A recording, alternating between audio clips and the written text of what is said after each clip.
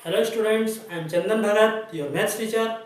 और आज हम एक ऐसे ट्रिक लेके आए हैं जिस ट्रिक की हेल्प से आप ट्रिग्नोमेट्रिक वैल्यूज़ को रटने की ज़रूरत नहीं पड़े। तो इस ट्रिक की हेल्प से आप साइन, कॉस, टेन, कॉट, सेक, कोसेक सभी वैल्यू को इजीली लर्न कर सकते हैं और जब भी आपको इसका यूज़ होगा आप यूज़ कर सकते हैं। तो हम देखते हैं इस ट्रिक में क्या होता है कि आपको आपके राइट हैंड पाम को कुछ इस टाइप से रखना पड़ता है और ये ध्यान रखना होता है कि यहाँ पे 0 डिग्री, यहाँ पे 30 डिग्री और यहाँ पे 45, यहाँ 60 डिग्री और यहाँ 90 डिग्री का एंगल होता है। अब एक बात हम ये ध्यान रखेंगे कि साइन की वैल्यूज को अगर हमें फाइंड करना है तो हम क्लॉकवाइज चलेंगे और अगर हमें कोस की वैल्यू फाइंड करना है तो हम एंटी क्लॉकवाइज चलेंगे। और एक फार्मूला हमें याद रखना है कि tan theta is equal to होता है sine theta upon cos theta. अच्छा, मैं आपको बता दूं sine, cos, tan, cot, sec, cosec, इन सभी वैल्यू को आप कैसे फाइंड कर सकते हैं।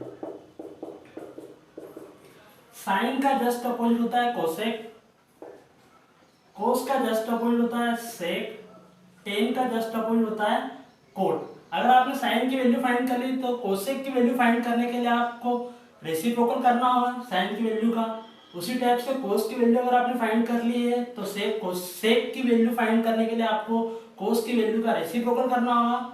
उसी टाइप से टेन में भी होगा। तो पहले हम लोग साइन और कोस और टेन की वैल्यू को फाइंड करना सीख लेते हैं।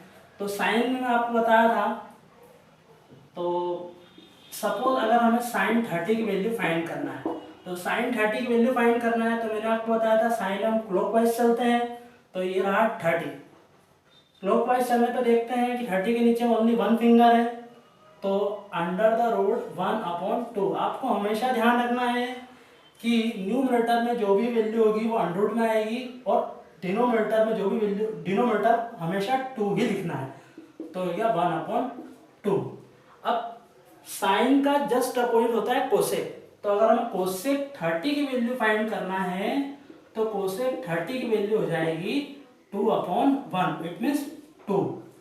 इसी टाइप से अगर हमें कोस 30 की वैल्यू फाइंड करना है, कोस 30 की वैल्यू फाइंड करना है, अगर हमें कोस 30 की वैल्यू फाइंड करना है तो कोस में हम एंटी क्लॉकवाइज चलते हैं।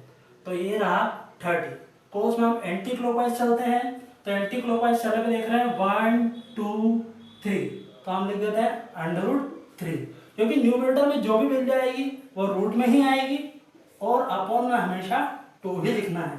तो √3/2 ये हमारे पास में कोस 30 की वैल्यू फाइंड हो गई।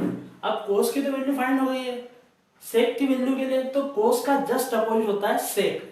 तो सेक 30 अगर हमें फाइंड करना है तो कोस का जस्ट अपोजिट होता है सेक और कोस की वैल्यू का रेसिप्रोकल जब हम कर देंगे तो सेक फाइंड हो जाएगा।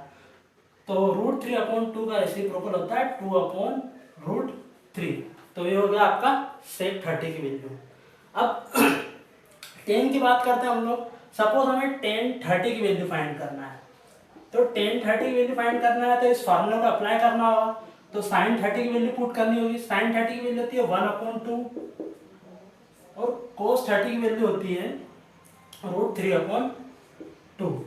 2 से 2 हो गया कैंसिल तो बचा हमारे पास में 1/√3।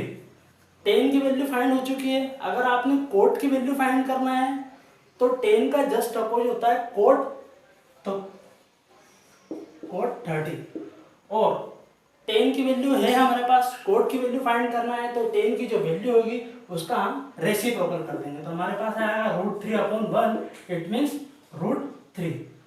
इस टाइप से आप सभी वैल्यूज को फाइंड कर सकते हैं। मैं आपको एक कुछ और एग्जांपल्स देकर बता देता हूँ। तो अगर सपोज आपको साइन 90 की वैल्यू फाइंड करना है तो साइन 90 की वैल्यू को फाइंड करने के लिए आप किस टाइप से करेंगे।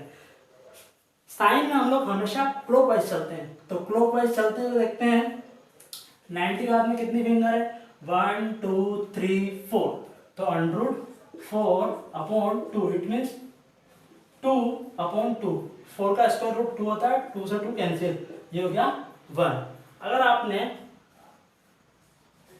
cos 90 की वैल्यू अगर फाइंड करना है तो cos 90 की वैल्यू फाइंड करने के लिए आप क्या करेंगे, cos में हम लोग एंटी क्लॉकवाइज चलते हैं, तो 90 तो ये रहा, तो एंटी क्लॉकवाइज चलते हैं, तो देखते हैं एंटी क्लॉकवाइज चलने में यहाँ पे 90 के बाद में कोई फिंगर नहीं, इट मीन्स आपको यहाँ पे 0 लिखना होगा और अपॉन में हमेशा 2 ही आता है, डिवाइड देंगे तो 0, तो इस टाइप से cos 90 की वैल्यू जाएगी 0। अब मैं आपको कुछ वैल्यूज दे रहा हूँ, आप कमेंट बॉक्स में कमेंट कीजिएगा।